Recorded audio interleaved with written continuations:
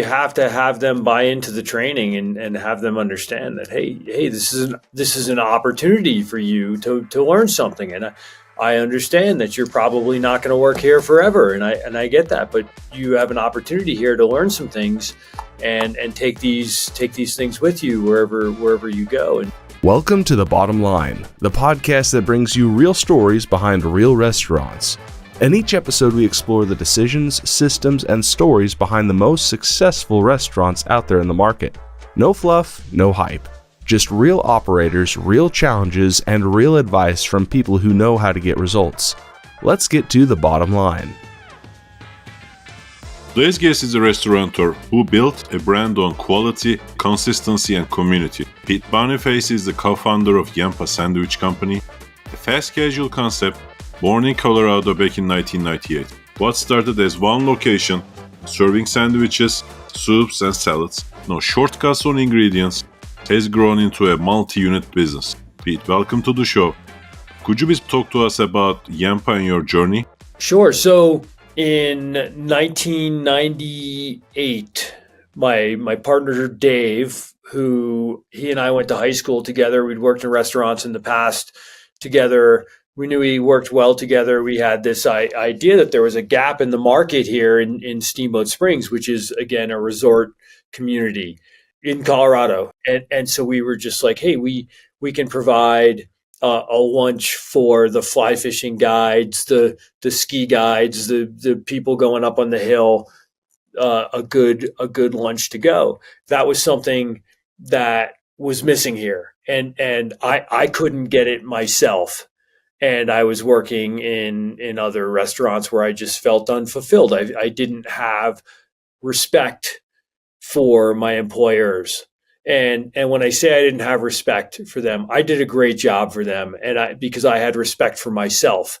But I knew for my personal growth, I needed to be more challenged, and I knew that these people were not going to get me there, or I wasn't learning anything from them. And quite frankly, thought that I could teach them a few things, but they weren't listening. They weren't open.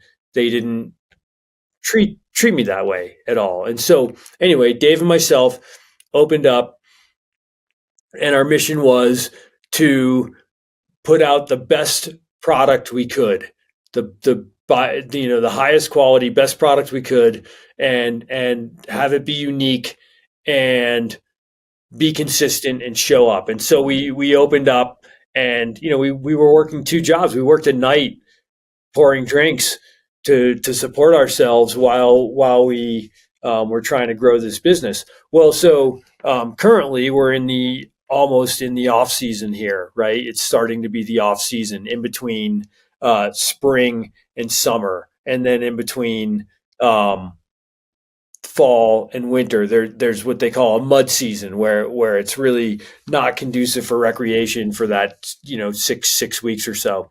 And everybody leaves town. They take off, and then, they're like, okay, well, the ski area is closed. My job's done. I'm heading out of town. I'm leaving, and I'll come back when the snow melts and everything dries up and the summer season starts. Well, we decided to stay open every day and be here. And all of a sudden in that first off season, boom, we gained market share because we were there and we were open. So whoever was available was coming to us because we were the only option, right? And that was a huge lesson in just reliability and consistency for me. So we gained a lot of market share. Bang, business took off. We were doing great. We didn't really have any ideas that like, hey, we're going to expand to other markets, anything like that. But this being a resort town, people were coming in from all over the country, all over the region. Oh man, you guys do a great job. I wish you were in our town. That's what everybody was saying. And Pete, at that time, it was sandwiches, right? Was there any other products besides sandwiches? We were doing side salads and soups. We now have a salad program. We don't really do the side salads because they weren't really selling, but that was pretty much it. There were other products to go, fresh baked cookies, trail sausages, jerky, things like that. So that was our business model. We then opened up in Jackson, Wyoming, which is Wow. really the next town north from here. Similar demographics and all. We opened up there in 2005, and it took off right away. Again, we were like, "Oh, we're onto something here. People really are going after what we have." But one thing that we found out was that resort towns are difficult to manage because of the seasonal waves Yeah. and the transient populations and stuff. And so then 2 years later, we opened in Fort Collins, Colorado, which is a town of about 180,000 people. And we just figured, oh, it's going to be a slam dunk in this town because there's so many people, there's density, but one thing that we learned was our marketing plan was not suited for a major metro area or a sprawling metro area. And so our marketing methods that we had used in these small nuclear communities didn't work in a larger community because we weren't hitting our target customers. So it took us a little bit to be like, okay, well, we need to focus on the mile around us, because really the rest of it doesn't matter. People are not going to drive in their everything is convenience down there. Convenience, convenience, convenience. That's what it is. And we're seeing that those trends continue with third party delivery and whatnot. But anyhow, we adjusted our marketing, and then we met the other Dave who wanted to bring our concept to Denver, and we sort of were just like, yeah, well, that's not really we're not really set up to do that, but just got to know him as a person and his skill set and who he was, and decided it would be a great move to partner up with him.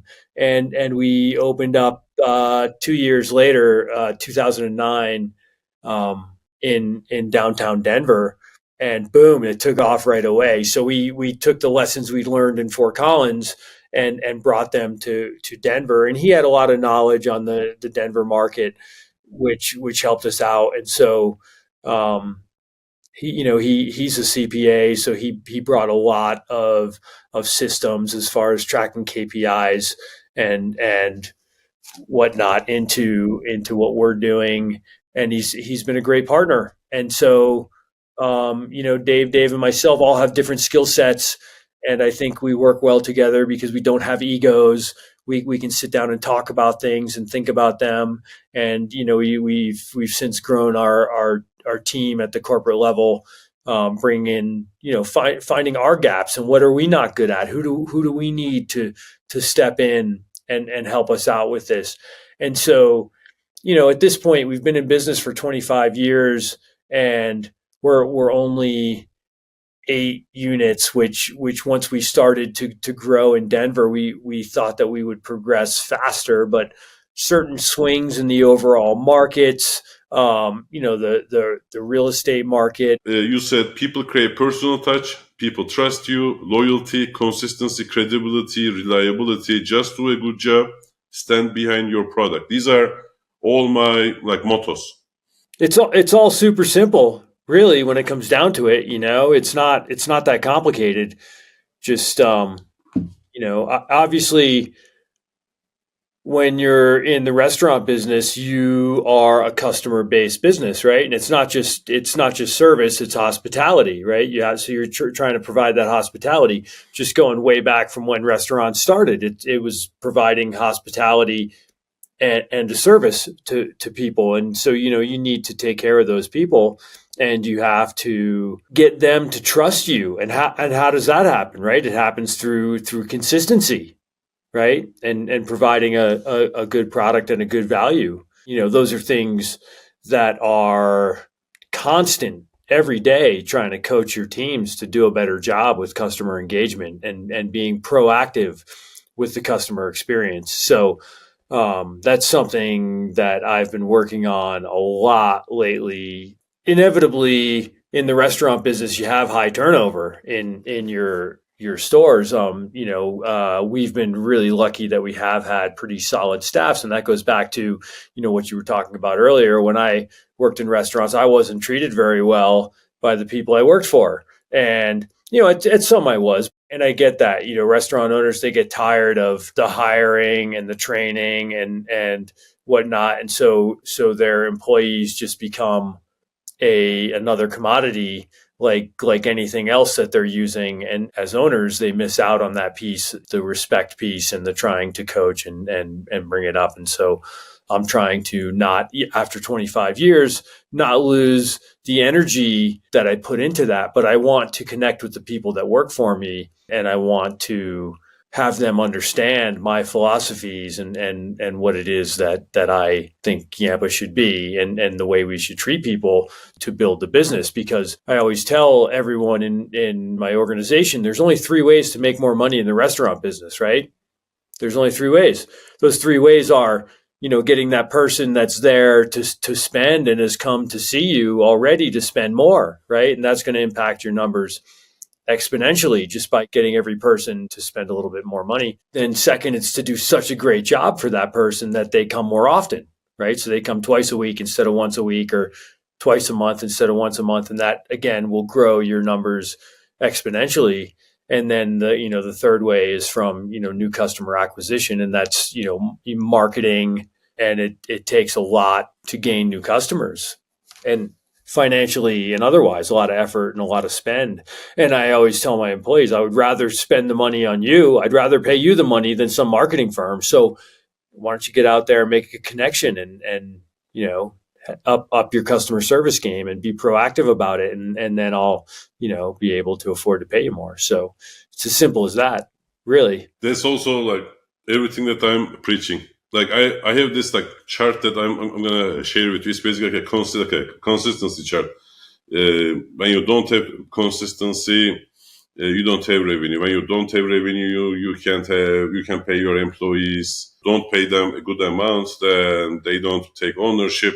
When they don't take ownership, you don't have consistency. When you don't have consistency, like it's basically a circle. One thing I talk about is the sandwich continuum. Everything hinges on everything else. It's this, it's that right there. And so the systems are created not to have boredom, but just if you systematize everything and you can then repeat it with your eyes closed, the whole system, everybody needs to practice it on the staff. Like it's practice every day. You're coming in and practicing your game. And how can I execute this more efficiently and faster, better, and put out a better product and do a better job. And every day you have to come in just like a baller and be like, hey, my game is going to be good today and I'm going to win. And, you'll make mistakes and whatnot. But at the same time, if you have that attitude and that mindset that you're going to be present every day and you're going to follow the systems and play the game to the best of your ability, there's no reason you shouldn't win people over. I wrote this article of like goals versus systems. Like everybody in our industry, we are goal focused, right? I'm gonna raise my revenue by 20%. I'm going to keep my food costs at this percent. All of these are goals. That's one thing that you are aiming to do. You and me both know, like if you want to lower your food cost by 29%, it's easy, right? Use cheaper ingredients. Like if you are only aiming to do this one thing, there are 10 different ways of achieving that. But if you want to create something that has a continuum, a system, there is only one way that does work. And that is everything tying into everything else. Everything is part of everything else in a business. You can't afford to not include all of the different specialties like marketing folks, accounting folks, operations, back of house, front of the house, all of these and your tech pieces to work separately and detach from each other. Everybody needs to understand how they affect the next guy. Usually when I'm interviewing restaurant owners, I ask them this very simple question. How do your people receive the goods? And they basically wait for 30 seconds and they are like, well, I hope they know how to receive, because receiving is the door to inventory counting. Inventory counting is a complicated process. Receiving is a simpler version of it.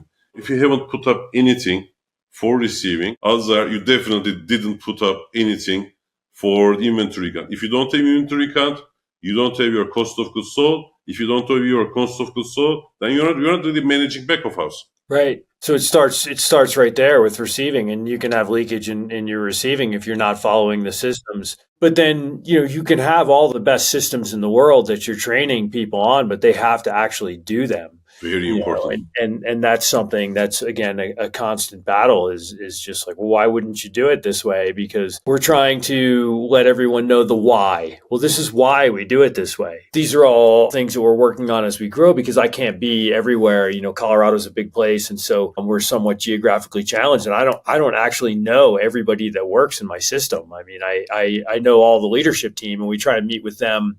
Certainly once a month, we have a leadership call and we discuss these things, but you're relying on them to pass it down, but we're trying to have them buy into the systems and help adjust or create some of the systems so that they have a part in it. If you're just telling them what to do, you need to do this or you have to do that, and you're not giving them the why or well, what challenges are you having, and how do you see we can fix these things and make these better? And so involving your leadership team, I think, is a key to having that buy-in and getting everyone to follow your systems. That's why I always think about like every single person, like from the host or the hostess, right, to the guy who actually does the receiving, because all of these are unsupervised tasks at the end of the day.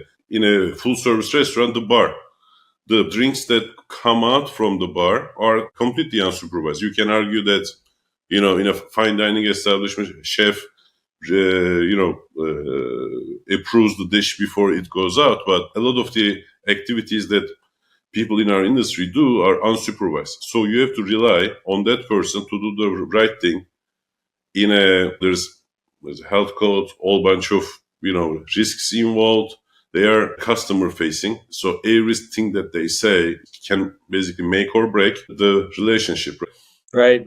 The way that I think is like, how can I get the buy-in from every single person in here? And it's usually like, what people don't like is change. So I'm an agent of change, right? As an agent of change, I'm the first one to say people don't like change. People don't like change that doesn't really matter. So when we wake up as the operators, we are taking a shower and we have a terrific idea. We go and put that up into execution. Tomorrow we have another fantastic idea that people really hate. What people like is stability. And even if you tell them, we are going to like walk through lava for the next like 4 months, but at the end we are going to go into this like meadows and like all like a heaven, people are fine in that 4-month period. But if you are coming up with a new idea every day, people don't like it. The second thing is like, what's in it for me? Agent versus principal, the problem. Why would I bother doing the inventory right when it's hard, right? It's not something that was asked of me in the past, so why would I do it now? Agent versus principal. We are the principals, right, as the business owners.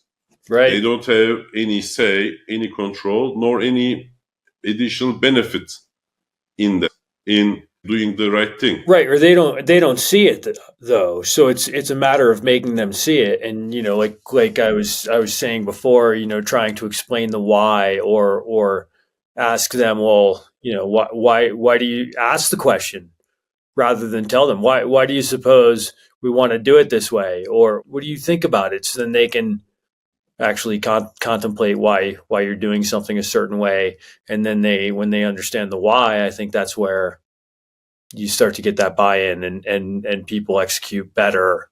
So maybe they will come up with an idea.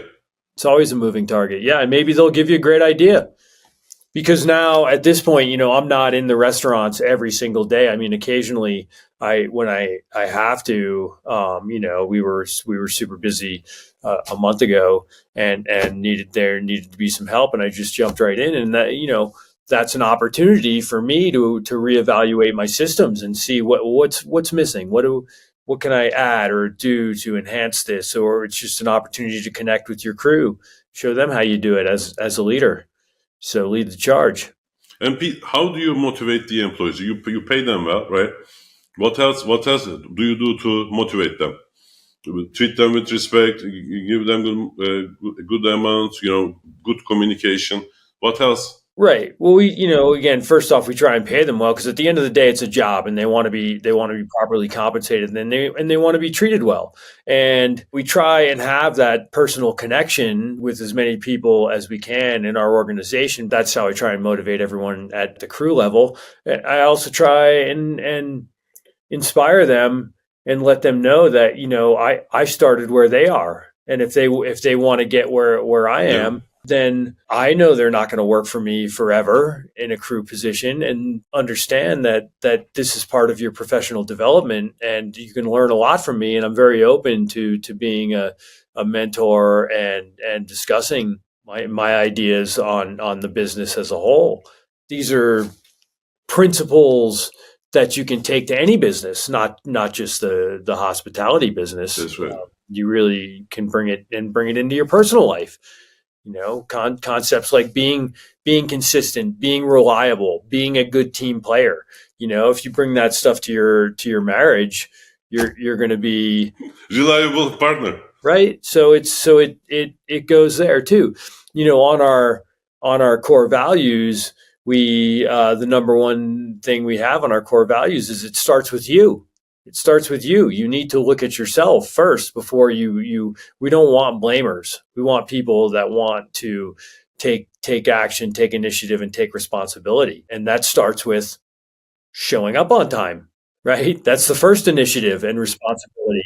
And we'll promote consistency and being a good teammate by showing up on time and being willing to support people, because it starts with you. That's the first step. Yeah, just trying to have them understand that it's, you can learn something every day if you open your eyes and you listen, and it doesn't have to be a boring job, which it can be, because ultimately it's manufacturing, right? You're manufacturing a product over and over and over and over again through the lunch rush. Oh, you look at the ticket and you're just hammering out these menu items, but at the same time, building consistency and trust and value in yourself through doing it properly every day, over and over. You can get to know the guests, what they like, what they don't like, and from their orders, what they are up to. Right. It's an opportunity for you to get to know somebody, which it's all about community as well, especially in the hospitality business. You want to build your business, build a community around your business. And again, that with the continuum, it goes back to consistency and trust, and being reliable. And that's where people trust you, and you become their spot, and getting to know them. And people, in this day and age with technology, we're all shifting away from that personal connection, right? Like, even pre-pandemic, the phone calls that used to come in, people placing an order on the phone. Now nobody places orders on the phone, or very rarely. It's all through Yes. online ordering systems and technology. And then all these restaurants are going to kiosks now, where people just step up and they can go to the kiosk and place the order, and it comes up, and you're eliminating that human element. And in one sense, I totally understand from an economic standpoint why people are going that way, because that kiosk shows up every day. The kiosk is not going to be late or in a bad mood or whatever. It's going to be reliable and take care of the job effectively, and in some ways better. But people are craving that human interaction, I think, to a certain degree, and we don't want to eliminate that from our business. Although I know the trends are going that way, and you have to pay attention to the trends, but at the same time, I would rather have customers come in where I can be like, "Oh, hey Jay, how's it going today? What are you up to? What would you like? Are you having your ridgeline, or would you like something else today?" And just having that little discussion with them, and that sense of community builds the business, because people want to do business with people that they like, and they're not going to like that kiosk any better than the kiosk somewhere else on a human level. So that's something that I think about often, because I'm just like, where where is this going? Where is this business going? And what do I need to do to put myself in the best position? And that's something that I don't want to lose, because that's a big part of the joy in it for me, is the customer interaction. Is the customer interaction. I think the the kiosks are there because there are several retailers or restaurants that I went to. I no longer do, but I think a machine would have been the better analog for me to interact, because the employee was just terrible. I Right. prefer to go do my own thing in the back of house than to deal with that employee. So in those situations, when I think the restaurant doesn't have a good handle on the situation, doesn't have good training, good employees that care. I mean, sometimes feels like some employees wanna hurt the establishment rather than be part of the establishment. Kiosks have all these like economic benefits, yes, but at the same time, if a restaurant doesn't have a strong employees, I think they rather should have just have the kiosk. But at the end of the day, then what are we left with? Right. In this example, okay, like let's put the kiosk instead of the terrible employee. Then like then you're not really managing a business then. Like you can manage your employee, right? I mean, you shouldn't have hired that employee in the first place. Right. Not Right. everybody is like hospitality qualified, in my opinion. You need to like people in the first place to work in hospitality. Right. Yeah, you want to hire good people. Hire nice people. Really, that's what it comes down to. Hire someone who's a nice person and someone who cares. Don't hire on experience or Yeah. any of those factors. You can train anyone to do Anyone. anything. And so you have to have a good person. Their ethics and their fundamentals have to be there, and they have to enjoy meeting people and being in contact with people. Which some folks are not, and so that's important. Like you said, you have to have people that are qualified to interact. With people. So I think like what's going on is that given the rush, a lot of people got out of the business in COVID, right? Especially on the beverage side, and we work with a reduced talent pool. A lot of restaurants are opening, especially in places like Miami. So everybody's drawing from the pool, and employees know that. A lot of these employees know that if you basically give them a lot of goals and targets and performance appraisals and all that, that they can just like go and work in the next restaurant over. Again, this goes back to you need to generate enough profit in order to pay something of a higher wage, and with that higher wage, now you have access to a better talent pool, a talent pool that you can manage like a business. Because in this example that I give you with the kiosk and the terrible employee, I'd rather deal with the kiosk, a kind kiosk, than a horrible human person, right? Right. They screw themselves over, like the operators, because they put that person in front of me. They don't generate enough money because their business doesn't allow it. By putting that person in front of me, I will never go to that restaurant again. Thus, their revenues will be low. Yeah, so training is key too. You have to have them buy into the training and have them understand that hey, this is an opportunity for you to learn something. And I understand that you're probably not going to work here forever, and I get that, but you have an opportunity here to learn some things and take these things with you wherever you go. And so that's where I have to be committed to trying to help them and coach them and have them grow as people, not just team members.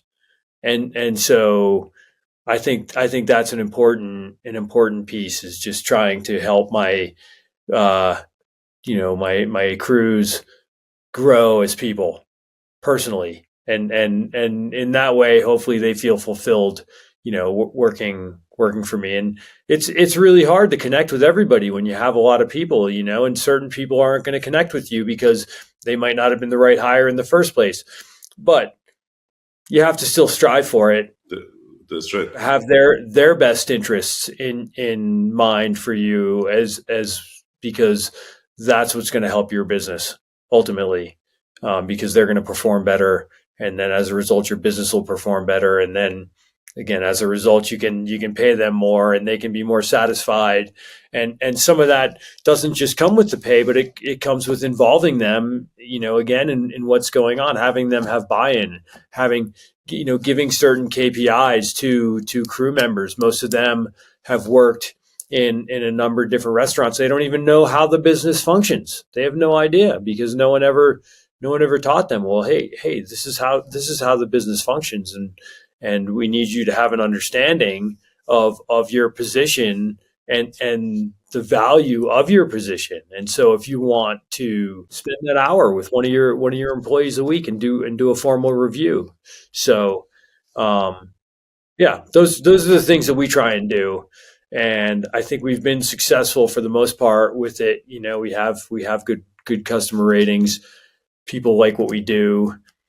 Try and create really craveable items that are unique, and then execute.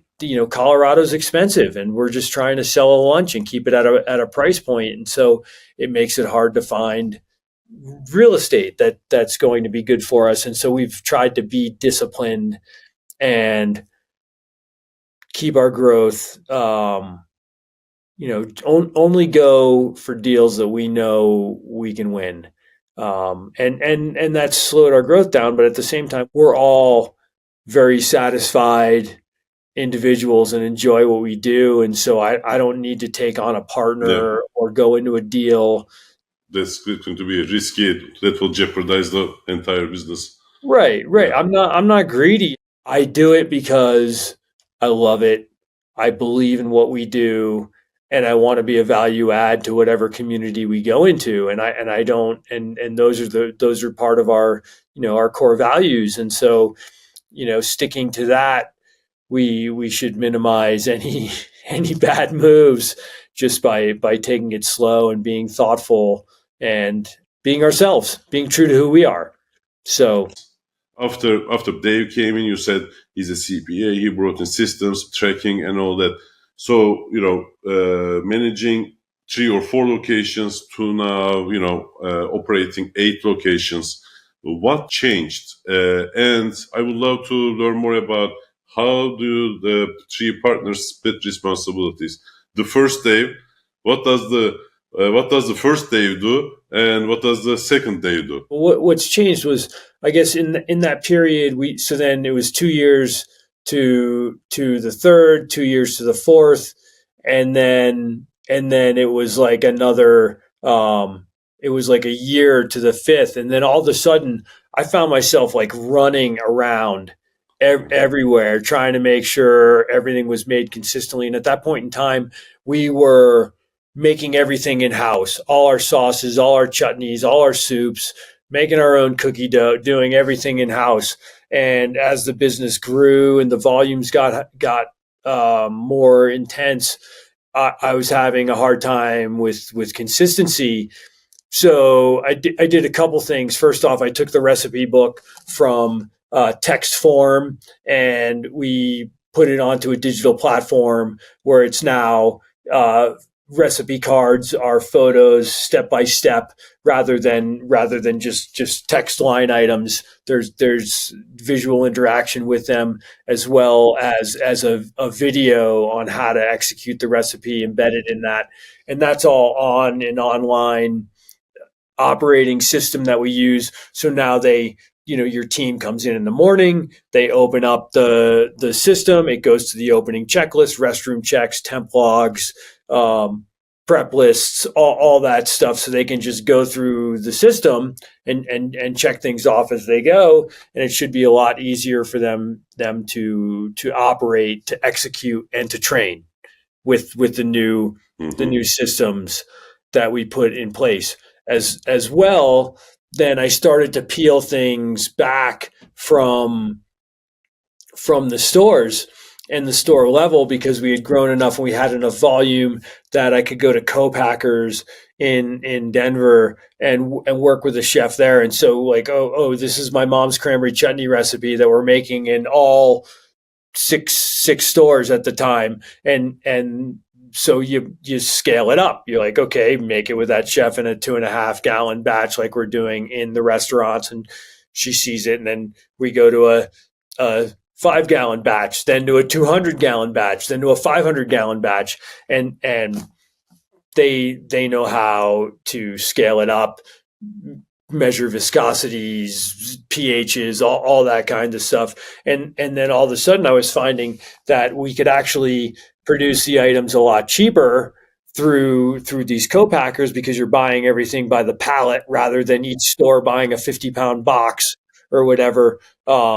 And you're eliminating the labor, and it's more consistent and it's safer. They make it in these giant steam kettles. Consistency. Those were things were instrumental as far as me and my job, and making it a lot easier.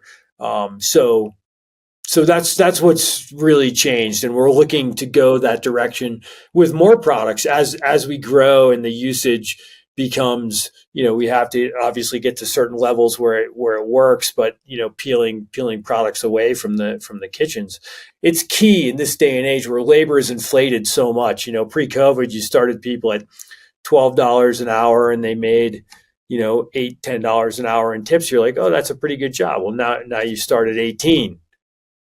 And they're making 15, and you're just like, oh my God, I can't believe how much money they're making to work at a sandwich shop. But then again, for them to go out to one of our competitors and buy something, they have to be making that kind of money.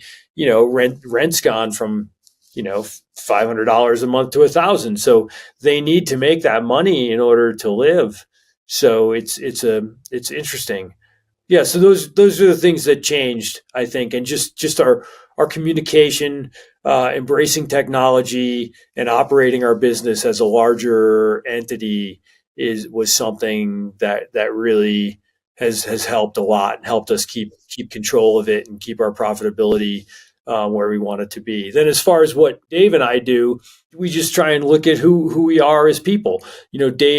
Dave number two, who's the CPA, he's a numbers guy. He's not an operations guy, and he's not actually like a people person. But he's great at crunching the numbers and telling the story. Doing those things, which is something that I'm not great at.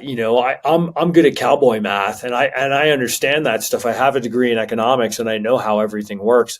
But as far as like building out Excel sheets and platforms and things for our managers to use, that's not something that I do.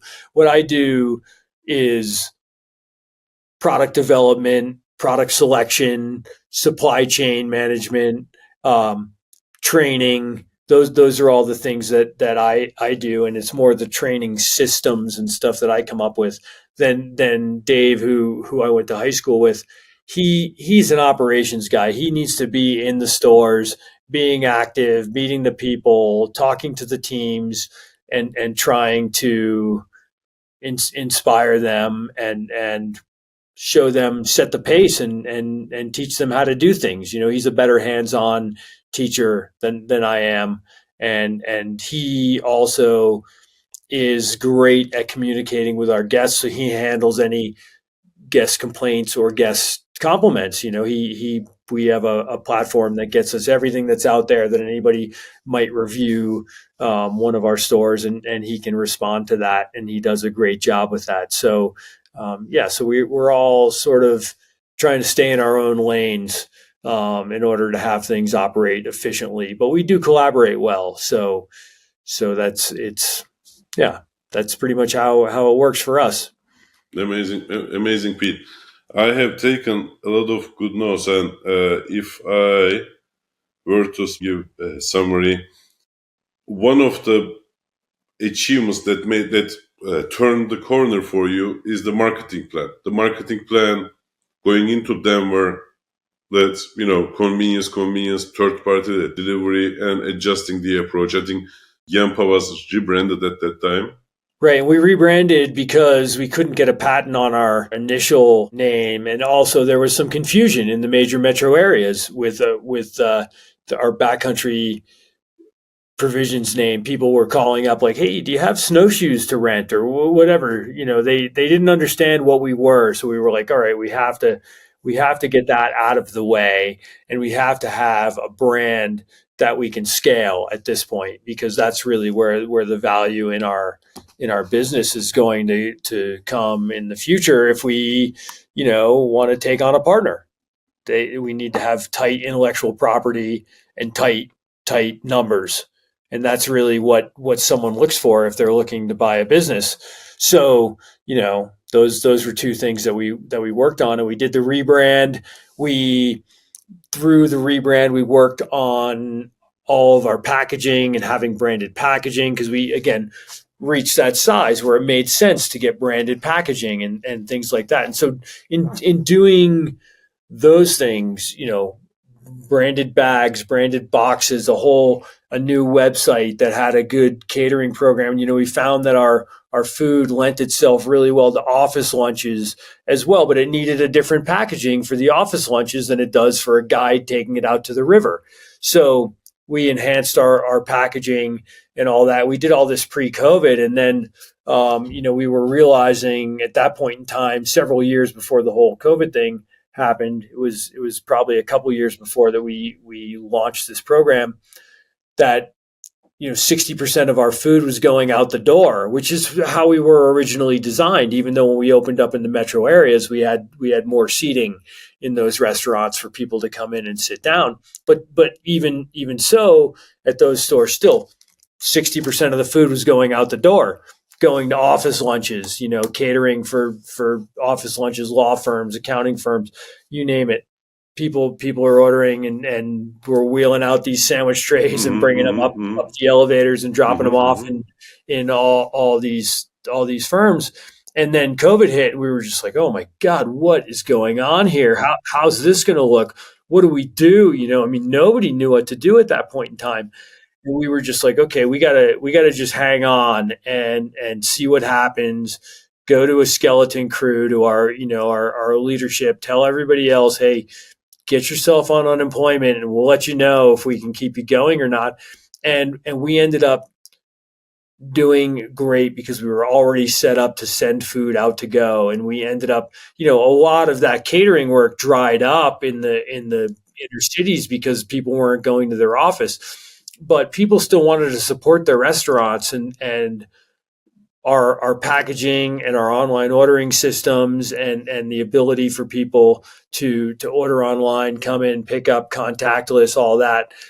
We were already set up for it. And so we looked really smart, and we ended up doing well during that time. And then, of course, the post-COVID, everybody wanted to go out again and get out in the restaurants. And so we saw a time of, extreme growth in our business, which was great, but it was tough to handle. We had to buckle up and strap our helmets on and get it done. It was tough, but now we're seeing, a downturn again. You're seeing a downturn here, and so what is it? 5 years later, after that, you're seeing things swing the other way, where things are tightening up, and so just really, at the end of the day, you in these downtimes, the downtimes are when you can make your mark and have the growth happen. And those are the times of the biggest opportunities that I've seen over the last 25 years, not the boom times. The boom times, prices go up because everything's booming. When things tighten up, like Buffett says, when the tide goes out, you see who's not wearing pants, and you'll find we're starting to see restaurants are shutting down. Well, so what happens when they shut down? Well, all the customers that went to their place now are looking for somewhere new to go. And we want to be the place that they come. I don't want to see people go out of business, but at the same time, it's an opportunity for us. We're not going to go out of business because we're going to be consistent. We're going to show up every day, and we're going to take care of our customers. And so, I know there's a lot of fear out there right now, especially with last week and what's going on, and people are all being reactive. And I don't think that's a good thing overall. But at the end of the day, you still have to show up, go to work, do the best job you can, and you'll probably still have a job. 25 years of developing, inventing problem solving, and 8 restaurants, employing 90 people. An amazing story, an amazing career. It's been fun, and I'm really proud of what we've done. I'm proud of the work that Dave, and I, and our entire team does every day, and we'll keep swinging. Amazing. Anything you would like to add? What do you see as the most instrumental thing that's helped out your restaurants in the past? If you could pick one thing that's helped elevate those restaurants, what was that? Systems, as you already have. One thing that I'm going to tell you that can help your restaurant is doesn't take a lot of work, is implementing a group purchasing organization, GPO, Right. and like they negotiate the contracts. This helps you in 2 ways, which I don't know whether it's going to be the best solution for your side because you do a lot of the things in-house or you have these contracts with the packers. National Restaurant Association's official statistics is 15% savings in food and OPEX. My experience is between 12 and 13%. But I have seen upwards of 20% average savings, and also 10%. Between 10 and 20%, usually the weighted average is like 12 to 13%, which is super substantial if you think about it. Take your food cost, take your OPEX, combine. 15% savings from that is huge, and It's massive. immediate cash flow. So you can pump that money into the marketing, into employees, and immediately get more of the continuum. That's why it's the number one step is accounting for us, because I want to see what I'm walking into, Right. to know how the company is doing, and or like how the things that we do are going to change before and after. And number two is GPO, because it pumps up immediate money that we can turn around and do a bunch of stuff with it. Those are two. You already have systems and processes and all of these things in place. And to me, as a previous operator, what I loved about systems processes obviously started as, cranking up the cost of goods sold and, eliminating the waste. But what I love the most is how few of like fire drills that I was called for. Right. Before everything was a fire drill. And afterwards, like when you put in place like repair and everything, the last brick is usually the repair and maintenance contracts, right? Like when you put in place production, supply chain, employees and all that, usually the last brick is the repair and maintenance contracts.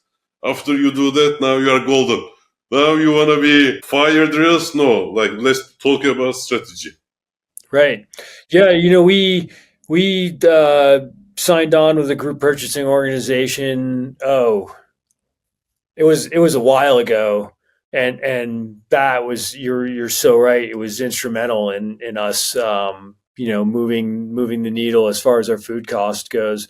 And I won't name names, but we had been using a an organization, a broadliner, and they had a representative sales rep for each of our stores. So each store had a different sales rep, and I would go in the stores. This was at the same time that I was trying to iron out the soup recipes and stuff. And I'd go into a store and I'd see different products in there that weren't the approved product, the products that I wanted to see. And I was like, what's this? And they're like, oh, well, Julie said that was, what I want. And I'm like, what is going on here? Go back to the regional manager that we had, and we were just like, hey, we need one rep for all the stores. When do we get to that point where we have one rep for all the stores? When do we get to the point where we get pricing based on purchasing from all the units, not just one? Where do we need to be? What's the number? Tell me what the number is. And he just was like, well, actually, to answer your question, there is no number. And my partner Dave's like, what are you talking about? There's always a number. There's always a number. What's the number? Just tell me what it is. If I'm not there yet, then I know. Just I want to know what it is. But this is what we need in order to grow our business. And he was trying to protect his street salespeople and not take the business away from them. Yeah, to a regional or a national person. Right. So, we ended up signing on with a group purchasing organization, and they lowered our food costs by like 20%. We shifted to a different broadliner who gave us everything we wanted.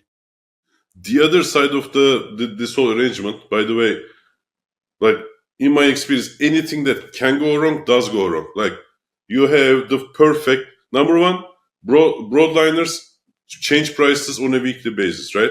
And like you pick up, let's say, chicken breast this, and for 5 weeks it is the best price, very good price.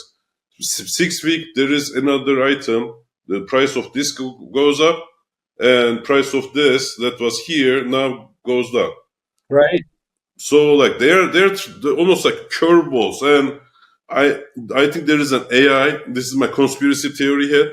There is an AI in the back looking at what you are purchasing, and they are throwing curveballs. So inventory management tools are, I think, super vital, especially with the tariff world, to understand like before and after, like what's happening every week. Because another thing that like when people think, just like I talked about the receiving inventory count, the third thing that people think that does happen, that doesn't happen is a GM reviewing the invoice.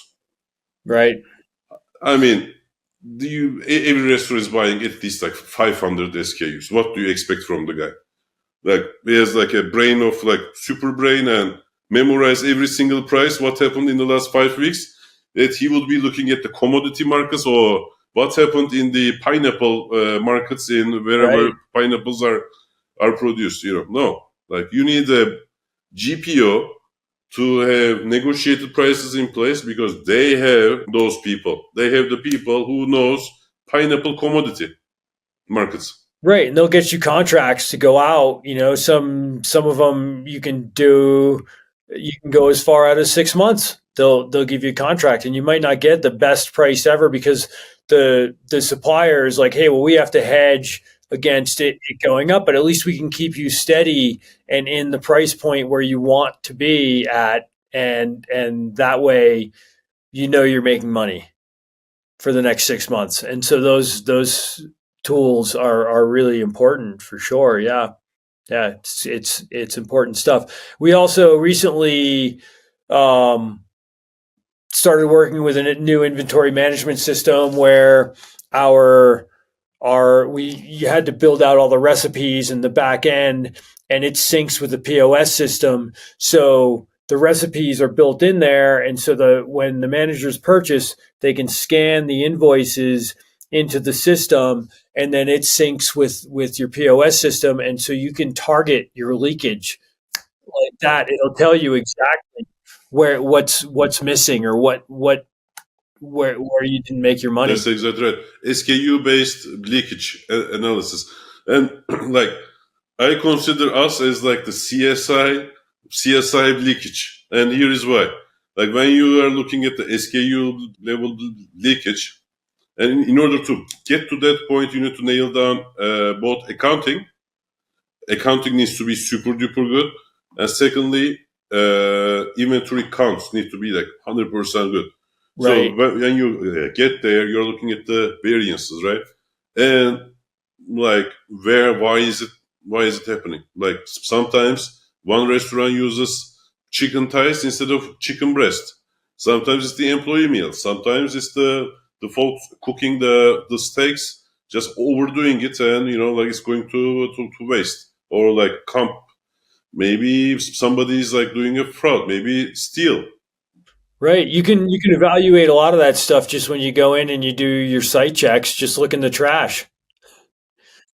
That's right. You can't wing it. Like you said, you have to have tight numbers and tight accounting and tight inventory controls, or else you won't make it in this business. It's a very, very low margin business. And, I think a lot of consumers don't understand that. They'll walk into a restaurant and they'll be like, oh man, this place is so busy. They're printing money. And it's like, well, you know what? They're probably doing 10 cents on the dollar like everyone else if they're lucky. Or a restaurant will close, and they're like, why? I wonder why that place closed. It was so busy all the time. Well, because their inventory management systems were not good. Their business model was not operating efficiently, and they weren't bringing money to the bottom line. So even though they had cash flow, they weren't profitable.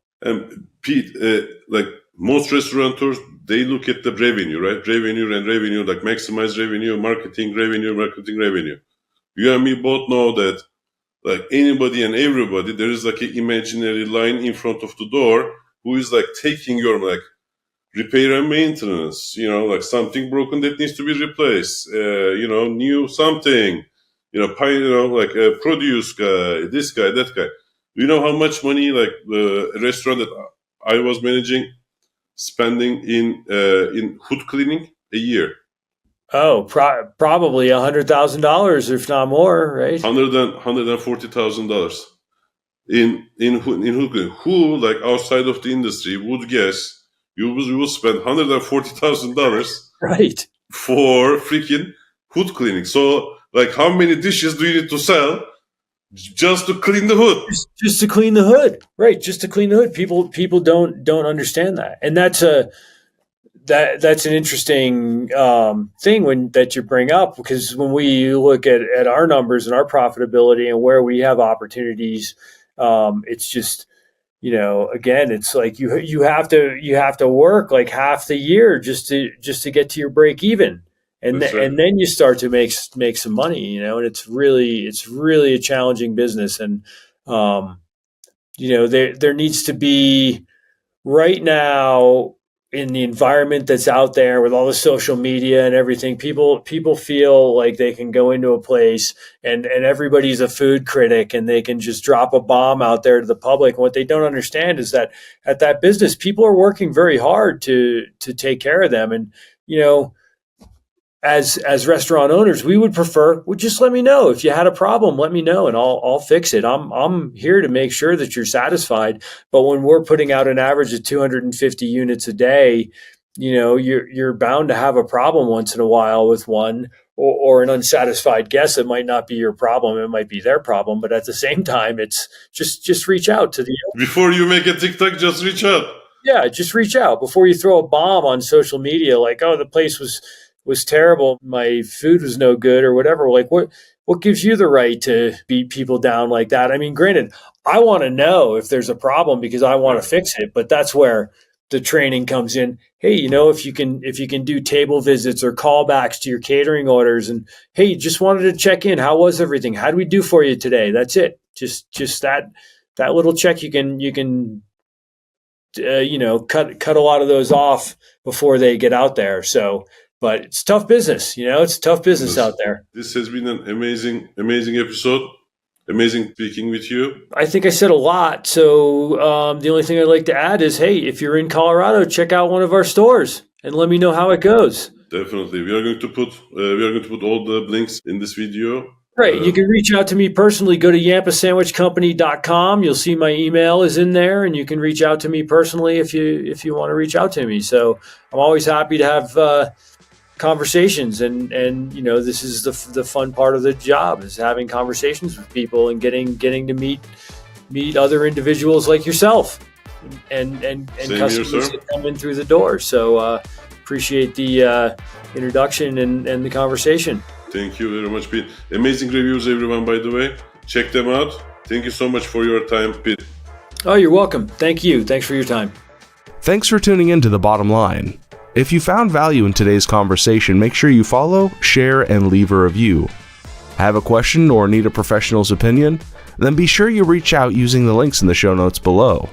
New episodes come out every other week, and until then, we will see you next time.